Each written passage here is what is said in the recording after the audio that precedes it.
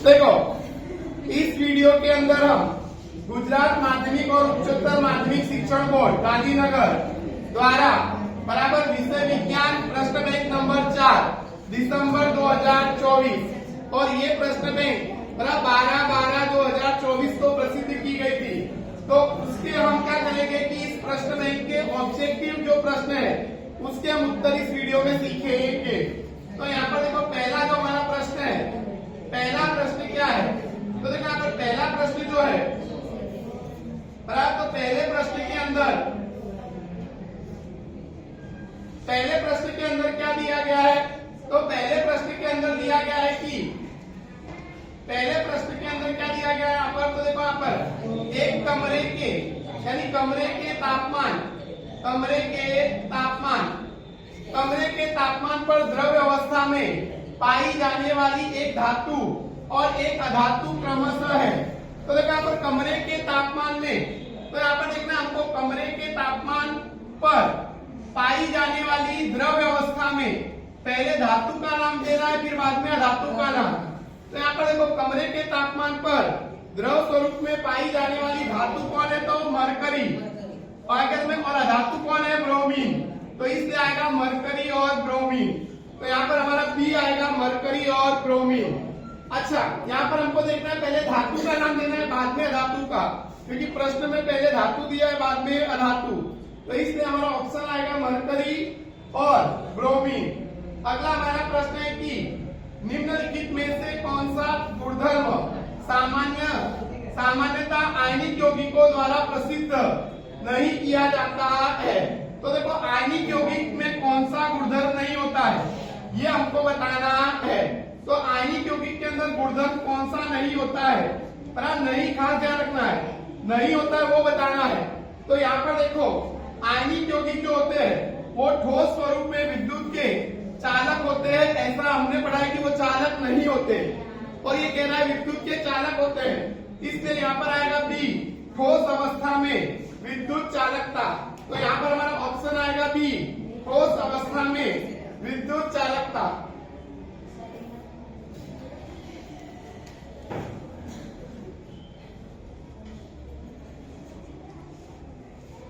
अब देखो इधर, तीसरा हमारा क्या प्रश्न है?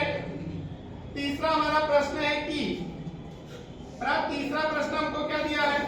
तो तीसरे प्रश्न में तंत्रिका कोशिका में विद्युत संकेत रासायनिक संकेत में कहाँ बदलता है? यानी तंत्रिका कोशिका में विद्युत संकेत रासायनिक संकेत में कहाँ बदलता है? तो याद रखने का कि तंत्रिकाक्ष के अंतिम सिरे पर, तो यहाँ पर आएगा तंत्रिकाक्ष के अंतिम सिरे पर बदलता है। तो यहाँ पर आएगा तंत्रिकाक्ष के अंतिम सिरे पर बदलता है। अगला हमारा प्रश्न है कि अगला हमको क्या दिया है प्रश्न? तो अगला प्रश्न हमको दिया है कि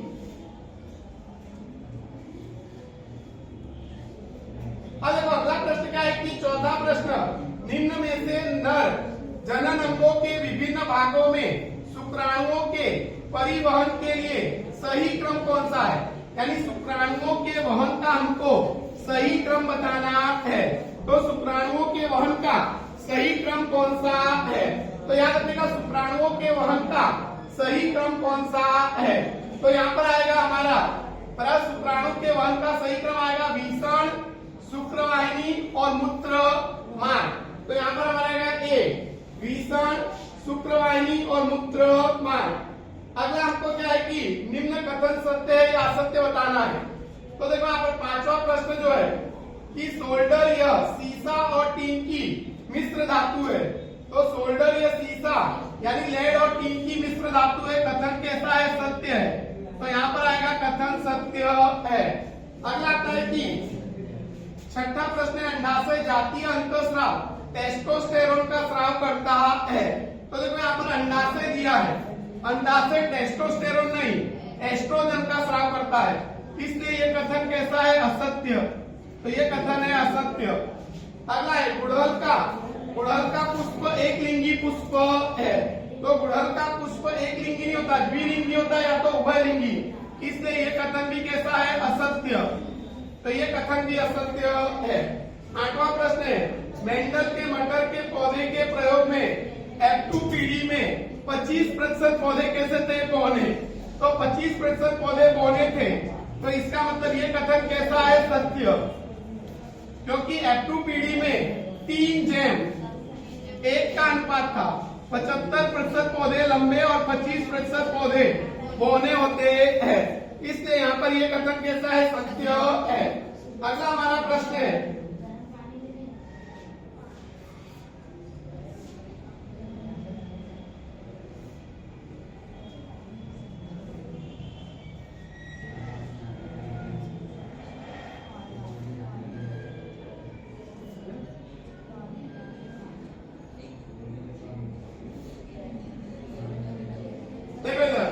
अगला हमारा प्रश्न क्या है कि रिक्त स्थान की पूर्ति कीजिए। तो रिक्त स्थान की आपको क्या करनी है? पूर्ति करनी है। तो रिक्त स्थान की आपको क्या करनी है? पूर्ति। 9वां प्रश्न है, कॉपर वायु में उपस्थित आंध्र कार्बन डाइऑक्साइड के साथ अभिक्रिया करता है, जिससे इस पर खाली जगह रंग की परत चढ़ जाती है। तो याद रखिएगा, काले रंग की परत जमा हो जाती है। बराबर, कॉपर जो है वो हवा में रही कार्बन डाइऑक्साइड के साथ क्या करता है? अभिक्रिया, जिसके कारण उस पर काले रंग की परत जमा होती है। 10वां प्रश्न है, पराग नलिका का बीजांड की ओर वृद्धि करना खाली जगह का उदाहरण है। अब पराग नलिका की बीजांड की तरफ होने वाली वृद्धि रसायनानुवर्तन का उदाहरण है। तो यहाँ पर आएगा रसायनानुवर्तन। 11वां प्रश्न है कि खाली जगह में अलैंगिक जनन मुकुलन द्वारा होता है। तो मुकुलन द्वारा किसके अंदर जनन होता है? तो हाइड्रा। तो हाइड्रा में मुकुलन के द्वारा जनन होता है। 12वां प्रश्न है, आनुवांशिक पदार्थ का विनिमय बराबर आदान प्रदान खाली जगह प्रकार के जनन में होता है। तो यहाँ पर देखो, यहाँ पर आएगा लैंगिक जनन। तो आएगा लैंगिक जनन। क्यों लैंगिक जनन? क्योंकि देखो, लैंगिक जनन में नर में से एक गुणसूत्र आता है और वाय में से एक आता है, यानी मादा में से एक आता है। तो यहाँ पर आदान प्रदान नर और मादा के बीच में हो रहा है, इसलिए यहाँ पर आएगा हमारा लैंगिक जनन। अगला है, मानव में जनन कोशिका में गुणसूत्रों की संख्या खाली जगह होती है। तो गुणसूत्रों की संख्या 23 होती है। तो यहाँ पर उत्तर आएगा 23। जनन कोशिका में गुणसूत्रों की संख्या कितनी होती है? 23। तो यहाँ पर आएगा हमारा 23। अगला हमारा एक वाक्य में उत्तर देना है। तो देखो, यहाँ पर एक वाक्य में उत्तर देना है। तो एक वाक्य में उत्तर देने के लिए क्या करना है कि 14वां प्रश्न है, कुछ धातुओं को पीटकर पतली चादर बनाया जाता है। बराबर, धातुओं के इस गुणधर्म को क्या कहते हैं? तो देखो, धातु को पीटकर पतली चादर बना सकते हैं, इस गुणधर्म को बोलते हैं आघात वर्ध्यता। तो आघात वर्ध्यता कहते हैं। क्या बोलते हैं इसको? आघात वर्ध्यता। 15वां प्रश्न है, पादपों में उत्पन्न होने वाले वृद्धि सदनमनन हार्मोन का नाम बताइए। यानी यहाँ पर आपको वृद्धि अवरोधक अंतःस्राव का नाम बताना है। तो वृद्धि अवरोधक अंतःस्राव है FCC का अम्ल। तो यहाँ पर आएगा FCC का अम्ल। तो उत्तर आएगा हमारा FCC का अम्ल। बराबर, तो वृद्धि अवरोधक अंतःस्राव कौन सा है? तो FCC का अम्ल।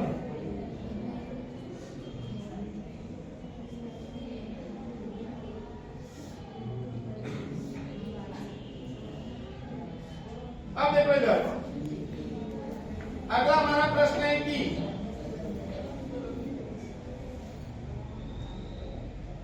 अगला प्रश्न क्या दिया है? खाद्य पदार्थों के डिब्बों पर जिंक की बजाय टीन का लेप किया जाता है, क्यों? तो याद रखना कि यहाँ पर क्या होता है कि जिंक की बजाय टीन का लेप क्यों किया जाता है? तो टीन बराबर, टीन की अपेक्षा जिंक कम अभिक्रियाशील है, यानी जिंक तो अधिक अभिक्रियाशील है। बराबर, देखो यहाँ पर टीन जो है वो अधिक अभिक्रियाशील है और जिंक जो है वो कम अभिक्रियाशील है, इसलिए जिंक की बजाय टीन का लेपन किया जाता है। अगला प्रश्न हमारा है कि अगला प्रश्न क्या दिया है? तो मस्तिष्क, मस्तिष्क उत्तरदायी है। तो मस्तिष्क किसके लिए उत्तरदायी है? तो यहाँ पर याद रखना है, मस्तिष्क किसके लिए उत्तरदायी होता है। तो मस्तिष्क किसके लिए उत्तरदायी होता है? तो यहाँ पर देखो हमको याद रखना है कि मस्तिष्क जो है वो किसके लिए उत्तरदायी होता है। तो मस्तिष्क किसके लिए उत्तरदायी होता है? तो उपरोक्त सभी के लिए, उपरोक्त सभी के लिए उत्तरदायी होता है। तो यहाँ पर आएगा उपरोक्त सभी, तो उपरोक्त सभी के लिए उत्तरदायी होता है। अगला है पादपों में कोशिका विभाजन को प्रेरित करता है। बड़ा खाली जगह पादपों में कोशिका विभाजन को क्या करता है? प्रेरित करता है। तो कोशिका विभाजन को कौन प्रेरित करता है? तो यहाँ पर आएगा साइटोकाइनिन, यहाँ पर आएगा साइटोकाइनिन। ये कोशिका विभाजन को क्या करता है? प्रेरित करता है। अगला है खाली जगह हार्मोन के कारण लड़कों में यौनारंभ अवस्था के दौरान परिवर्तन दिखाई देते हैं। तो लड़कों में किस अंतःस्राव के कारण परिवर्तन दिखाई देते हैं? टेस्टोस्टेरोन। तो यहाँ पर आएगा टेस्टोस्टेरोन के कारण परिवर्तन दिखाई देते हैं। अगला हमारा है कि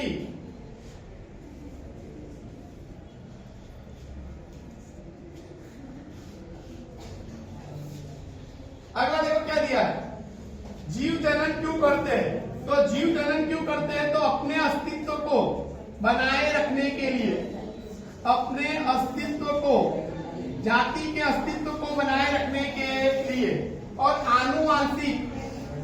आनुवांशिक सूचना का वहन करने के लिए जीव जनन करते हैं।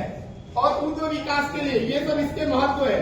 तो जीव जनन क्यों करते हैं? तो जीव जनन इसके लिए करते हैं जाति के अस्तित्व को बनाए रखने के लिए, और बराबर क्या होता है? आनुवांशिक सूचनाओं के वहन के लिए और जाति के उद्भव विकास के लिए सजीव जनन करते हैं। छठा प्रश्न है कई वर्षों बाद भी सोने और प्लेटिनम के आभूषण क्यों नए दिखाई देते हैं? तो देखो कई वर्षों के बाद भी सोना और प्लेटिनम के आभूषण क्यों नए दिखाई देते हैं? क्योंकि उनमें संक्षारण की घटना नहीं होती, यानी उन पर जंग नहीं लगता है, और जंग नहीं लगता इसलिए उनकी चमक लंबे समय तक बनी रहती है, इसलिए वो नए दिखाई देते हैं। सातवां प्रश्न है मस्तिष्क का कौन सा भाग शरीर की स्थिति तथा संतुलन का अनुरक्षण करता है? तो मनुष्य को मस्तिष्क का कौन सा भाग शरीर का संतुलन बनाए रखता है?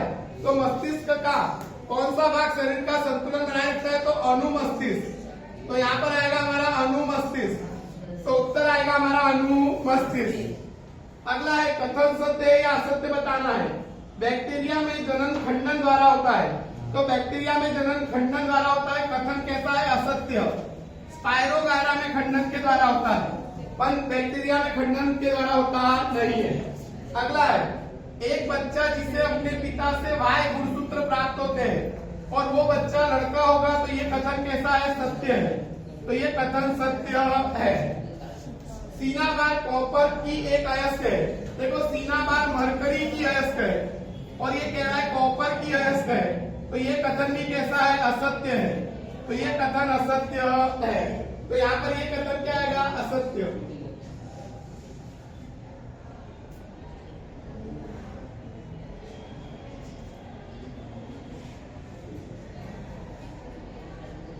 अब देखो इधर,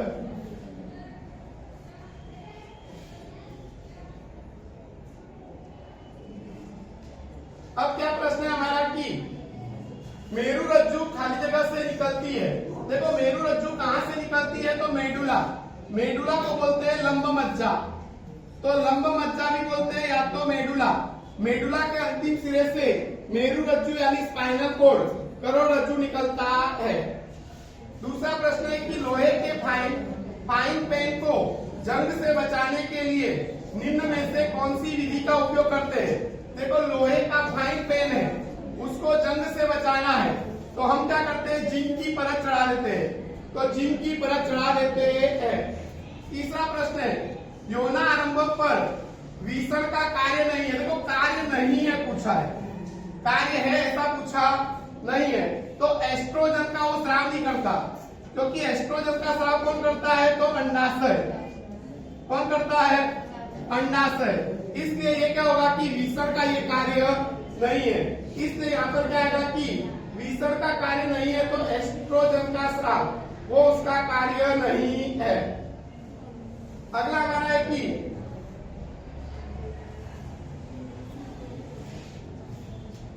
अगला क्या दिया है कि मनुष्य में लड़का पैदा होने की प्रायिकता बराबर क्या हो सकता है।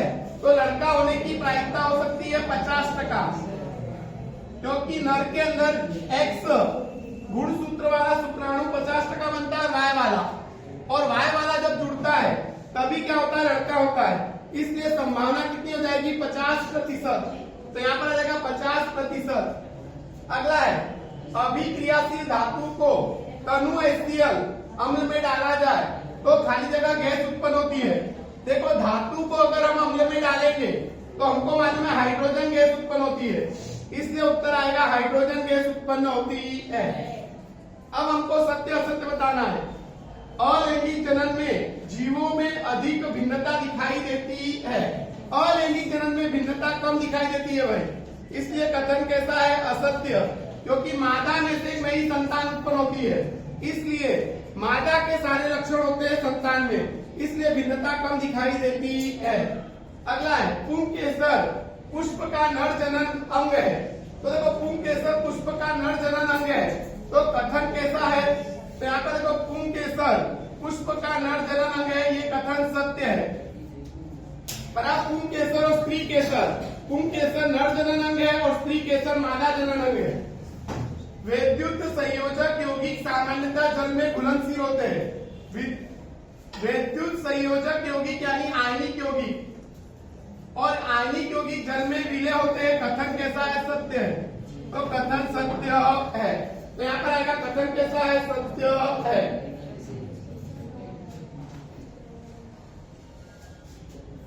अब देखो इधर नौवां क्या है हमारा, नौवां दिया कि पीयूष ग्रंथि गले में उपस्थित होती है। तो देखो पीयूष यानी पिट्यूटरी ग्रंथि गले में होती है, तो ये कथन कैसा है असत्य। कहां पर होती है अग्र मस्तिष्क में, और ये कह रहा है गले में होती है, तो गले में तो थायराइड ग्रंथि होती है, इसलिए क्या बोलते हैं ये कथन कैसा है असत्य है। 10वां प्रश्न है खाली जगह हार्मोन पादपों के वृद्धि बराबर संदमन करता है। तो देखो वृद्धि संदमन करता है यानी क्या होता है वृद्धि अवरोधक है, तो FCC का अम्ल, तो यहाँ पर आएगा FCC का अम्ल। अगला है पित्तल खाली जगह की एक मिश्र धातु है। तो देखो पित्तल जो है वो कॉपर और जिंक की मिश्र धातु है, तो कॉपर और जिंक की मिश्र धातु है। राइजोपस में जनन खाली जगह द्वारा होता है। राइजोपस में जनन किसके द्वारा होता है। तो राइजोपस में जनन बीजाणु समासंग द्वारा होता है, तो यहाँ पर आएगा बीजाणु समासंग द्वारा होता है। अब हमारा था एक वाक्य में उत्तर देना है। एक ऐसी धातु का उदाहरण दीजिए जिसे चाकू से आसानी से काटा जा सकता है। तो सोडियम, पोटेशियम और लिथियम, ये तीन ऐसी क्षारीय धातु है, इतनी मुलायम होती है कि इनको चाकू से काटा जा सकता है। अगला 14वां प्रश्न है मानव के केंद्रीय तंत्रिका तंत्र के दो घटक बताइए। केंद्रीय तंत्रिका तंत्र के दो घटक है मस्तिष्क और मेरुरज्जु। मस्तिष्क और मेरुरज्जु उसके घटक है, तो यहाँ पर आएगा मस्तिष्क और मेरुरज्जु उसके घटक है। अगला हमारा है प्रश्न